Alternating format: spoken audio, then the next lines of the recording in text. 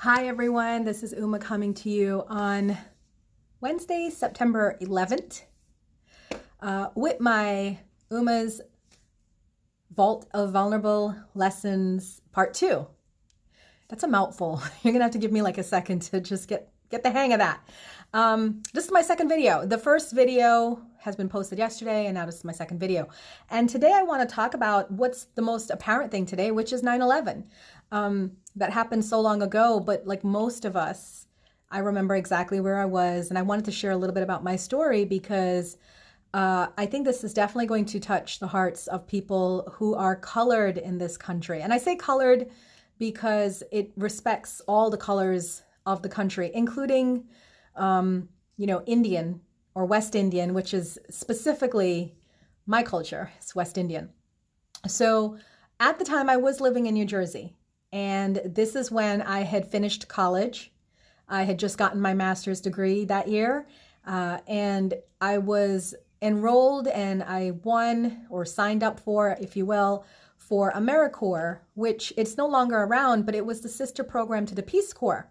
So instead of going away out of the country for 2 years in a different country, you can stay in America and do the same kind of volunteer service work for 1 year. And that was what I wanted to do. Especially being from another country, I didn't feel the need to go to another country. I was already from another country. So I signed up to do a year with AmeriCorps, and my placement was in Philadelphia, and my placement was with WATS, Women's Anonymous Testing Site, and I was testing for HIV. I was actually trained and certified as a phlebotomist, so I could draw blood and send it to the lab. Back in the day, it took a week for you to find out if you were negative or positive.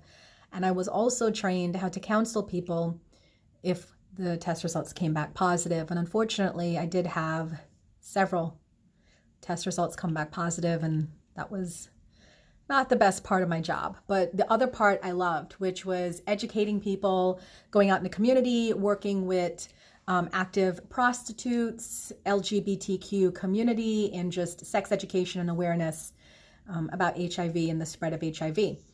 So at that time, in September, I was not yet enrolled in the program. I was actually driving with my mom from New Jersey to Pennsylvania because we were looking for a house for myself and 3 other roommates that I met through the program for us to stay at. So being that everybody else was coming from the West, like Minnesota and Oregon, yeah. I don't know why I can't say that right. I was the one closest to Philadelphia, so I drove down there with my mom, and it was on the drive, it was on 95 when we heard, we were listening to the radio, listening to the music, and then they stopped the radio and they said, "I can't believe this is happening. Did that really just happen? Wait, everybody pause everything." And I thought it was a joke. It was on the radio. It was like, I think it was Z100 I was listening to, and I thought it was a joke, so my mom and I are just laughing. But then what was really eerie was everybody on the road just started slowing down to the point where we all came to a complete stop. That's terrifying, okay? And then we found out it was real because the second plane had hit the towers. And immediately I went into panic. I had so many loved ones that were living between New Jersey and New York, that were either living in New Jersey, commuting to New York, or living within New York. And most importantly, my brother was at Pace University, which was just steps away from the Twin Towers. And he was on dorm at Pace University. And I was terrified. And my mom was terrified. And like everybody else did that day, we were calling. We were all stopped on the highway. Nobody was moving. And we were calling and calling, and I got a hold of my then boyfriend. He was fine. He was home. He didn't go into work yet. I got a hold of my brother. Thank God he had slept over at a friend's house in Queens, so he actually wasn't anywhere near the site. And then my fear turned to my best friend at the time because she worked at the Twin Towers. And I was like, we couldn't get her. So we didn't know what happened. We eventually got her, and what happened was they had closed the bridges they had closed all forms of public transportation. She was late to work. God is so good. She was late to work. She stopped for a coffee, and she pretty much saw, the towers coming down in front of her. and she had to spend the next 7 hours walking home because all the public transportation was down and they had to walk back to Queens, which is a far way off. The worst part of this for me, not, for the whole world, for me, the worst part of this was I'm stuck on this highway going to Pennsylvania. And as you guys remember, the third plane crashed in Pennsylvania. So we were stuck. We don't know where to go. And the third plane had not crashed yet. So we started speeding to Pennsylvania. It's like everybody was stopped on the highway. Then everybody started moving again. And now there was panic because we're all getting away from New Jersey, New York. And we got to Pennsylvania and I got to the realtor's office and I remember it was chaos. I mean, there was a school across from the realtor's office and people were yanking their kids out of school and crying and screaming. And we walked into the realtor's office and she didn't even recognize us. She was glued to the TV and we got to see it for the first time in the realtor's office, what had happened. And then we found out about the plane in Pennsylvania. So at this time, being caught up in all of it, we felt this was attack all over. And all I could think about was my loved ones and where everybody was, my grandmother, my uncles, everybody that was still back in Orange. We were just in a state of panic. And we didn't even feel safe in Pennsylvania because we were, the other plane crashed right there as well. So we canceled the realtor. We decided we wanted to be with our loved ones, my mom and I. So we ran back. We drove back to Orange. And you won't believe it because Orange is so close to the Holland Tunnel and getting into New York. From our house, we could see the towers burning. So my friend and I, Christy at the time, I'm an activist. I work, I don't stop and think. After I dropped my mom off at the house, I changed my clothes real quick because I was wearing a cute little outfit. I was like, nope, no time for that. I grabbed Christy and we were heading to the tunnel to try to get in. We wanted to go and help people. We couldn't get in. The tunnels were closed. So we didn't want to go home. We had so much nervous energy. We couldn't sit. So we went to this local soup kitchen and we helped to make 1,000 sandwiches for firefighters. We just kind of slaved away there for a couple hours making the sandwiches. And then they had a first response team that was going in. The other thing is my uncle was stuck in New York. He lived in New Jersey. He was a truck driver, and every morning, say at like 4 o'clock in the morning, he would drive in to get his truck and then go wherever he needed to go to do the drop-offs. He was stuck in New York, and I did get a call. He did call me, and all I remember was the shock. Now, my uncle is a very strong man, strapping man, 6'2", but I could just hear he was numb because he was sitting in his truck watching as people were jumping.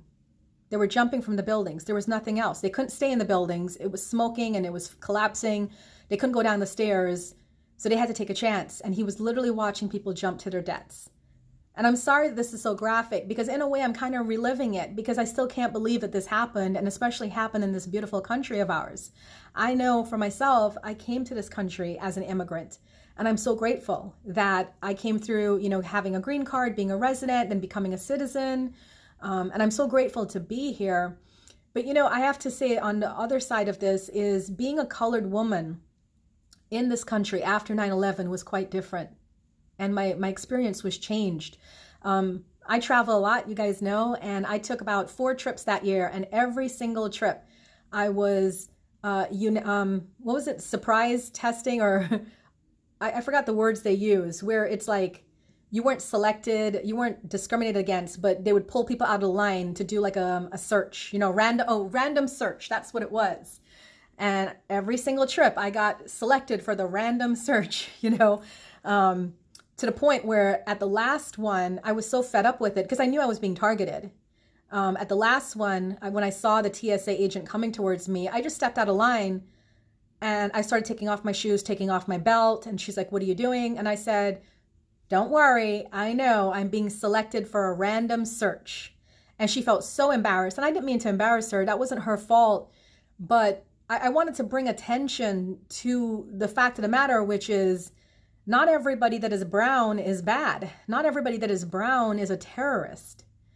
And I needed to bring some sort of awareness to that by just doing that little stance. And people in the line felt all uncomfortable, but I didn't care because I feel uncomfortable every time I'm selected for a random search every single flight I'm on. And thankfully, over the years, that's petered out. You know, I don't get selected anymore. So that's really nice. But, you know, after that, I've never been the target of racism up until 9/11. And after that, I got more, why don't you go back to your effing country? You know, you effing terrorist.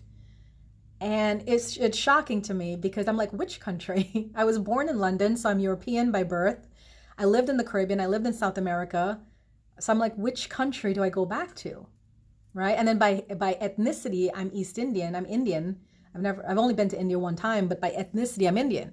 So the whole PSA about this video is that you never really know people's backstories or where they're from or where they're coming from. Don't assume. I get assumed a lot that I'm Indian, and it's really cute to watch psychics and mediums try to give me a reading. And they always bring through that auntie dressed in a sari, you know, speaking Hindi. And I kind of giggle because none of my family do that. None at all. So, you know, and I'm just like, okay, well, it must be a spirit guide because I don't know what to say. Don't assume, you know, you don't know what makes up people. And even somebody who looks white, you can't assume that they're born and bred American, been here for generations and generations. I have a lot of amazing white friends that have so much diversity to them or traveled so much or their family is so diversified. So my PSA about this message is, I don't like to lament the past. So you're not going to see me put up any posters or any posts about 9/11 outside of this video because I don't want to remember the horror and the pain or relive it in that way anymore. But what I want to do is use it as an opportunity to spread the goodness of humanity and the goodness of who we are and the goodness of the diversity that is us. Because it is, we're us. We're one. We're brothers and sisters under one God, one source, and I want to draw attention to that today. So that is my message for today. That is my second video in Uma's Vault of Vulnerable Lessons. I hope you enjoyed it. If you did, please leave a comment below, show your support, and if you feel so inclined, click like or subscribe to my channel to see more of these lovely videos. Thanks, guys, and enjoy your blessed, diverse day. Bye for now.